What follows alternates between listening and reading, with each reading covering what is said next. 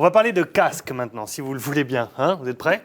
Prêt. De casque design. Regardez comme il est magnifique. On dirait un vieux ballon de rugby des années 20-30, là, vous savez.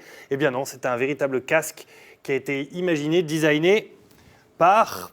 Ah, attends, non. Notre invité. Non, oui. Bah, j'arrive pas à danser tout homologué. Oui, voilà. Par Je vais le faire hein, parce que... Najat Derny, qui est notre invitée. Bonjour. Bonjour. Merci d'être avec nous. Vous vous êtes lancé il y a maintenant 3 ans dans on va dire la customisation et l'enrobage de ces fameux casques. Pourquoi vous êtes-vous lancé dans cette aventure? Parce qu'initialement, quand j'ai commencé à me protéger, à mettre un casque, Ça rentre pas. casque de moto, je me suis aperçue qu'il n'y avait pas forcément une très grande variété pour les femmes, aussi bien pour les hommes que pour les femmes.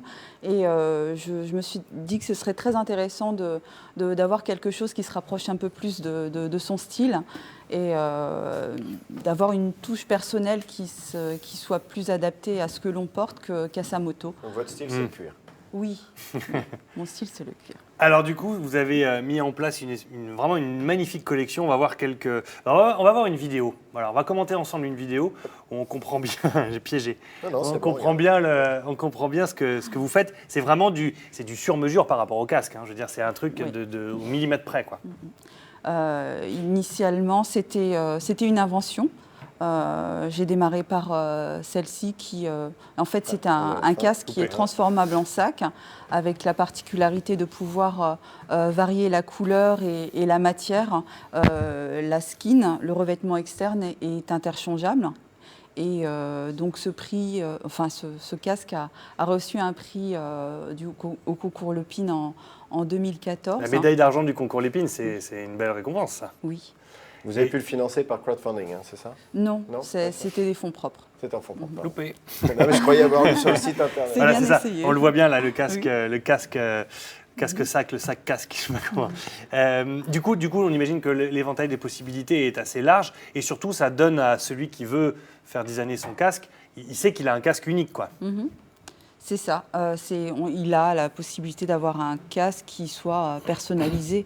Et donc, par la suite, je me suis dirigée vers quelque chose de beaucoup plus simple d'un point de vue réalisation. Et c'est là où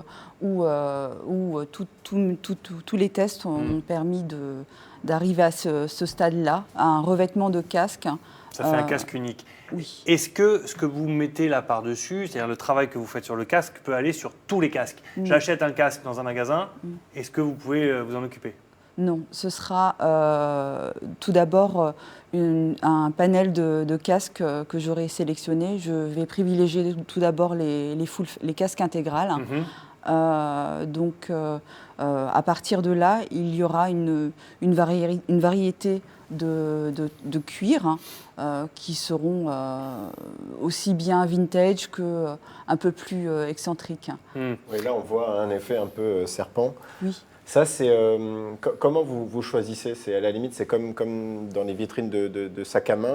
On a c'est un peu, on va choisir comme ça. Ou vous allez demander un peu aux personnes autour de vous. Ou c'est les gens qui vont dire voilà, moi je voudrais un sac serpent, ou je veux un sac jaune, un casque jaune.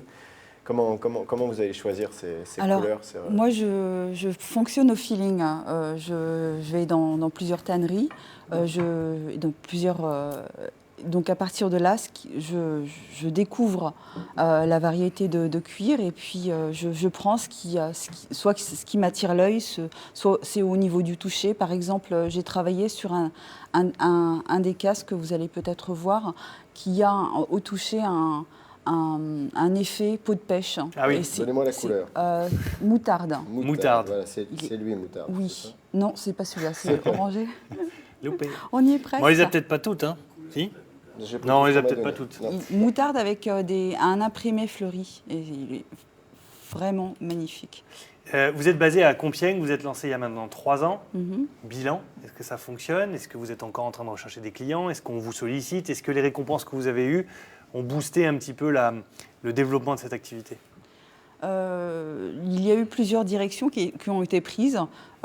Entre-temps, comme je vous disais, cette invention, elle a été allégée en apportant justement une facilité plus grande pour les utilisateurs de casques.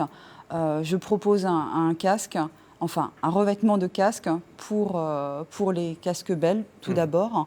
Et puis après, nous verrons. On les trouve comment? Sur Internet? Sur Internet. Sur oui. Internet. Là, quand on voit celui-là, je ne sais pas si on peut zoomer dessus avec la caméra, il y a un vrai travail de couture, de choix de cuir. Là, clairement, moi, ça me fait penser à un vrai ballon de rugby d'époque. Ce sont des objets uniques, ce sont presque des objets rares, en fait. Oui, on peut dire ça. Mais c'est vous qui les imaginez, je veux dire, c'est vous qui les inventez, qui imaginez ce qu'on va pouvoir faire sur un casque? d'un point de vue design, c'est moi qui conçois les dessins et après, c'est aussi le travail des artisans. De fabrication. Oui. Votre site internet, Caméléon et moi, donc, Gontran. Absolument. Tout en clair. Voilà.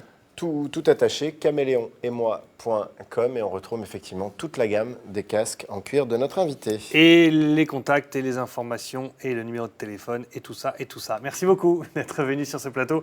Merci avec ce casque, Najette. Merci beaucoup.